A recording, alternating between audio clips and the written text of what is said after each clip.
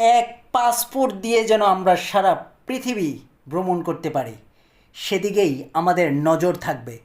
আমরা যেখানেই যাব আমাদের এই পাসপোর্টকে যেন সম্মান করে, আমাদের দেশের সকল নাগরিকদেরকে যেন মূল্যায়ন করে। আমরা প্রত্যেকটা অ্যাম্বাসিতে গেলে যেন আমাদের পাসপোর্টকে যেন স্যালিউট দেয়। সারা বিশ্বে আপনারা তাকিয়ে দেখেন, Singapore, America, Canada, Australia, Japan, Korea, এই সমস্ত দেশের পাসপোর্টের ভ্যালু কত, আর আমাদের বাংলাদেশের পাসপোর্টের ভ্যালু কত নিচে আছে সেটা আপনারা খেয়াল করে দেখেন।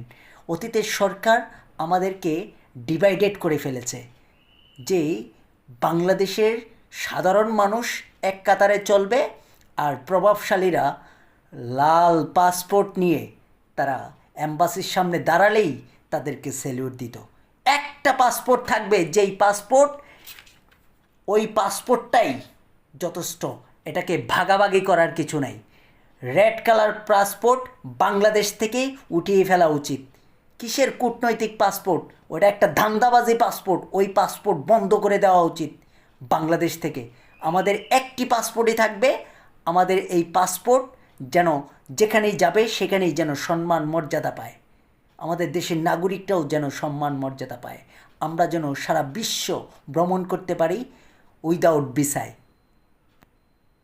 আমরা এইটাই দেখতে চাই, আর কিছু না। আমরা যেন বুক ফুলিয়ে বলতে পারি, I M a citizen of Bangladesh, আমি বাংলাদেশের একজন নাগরিক।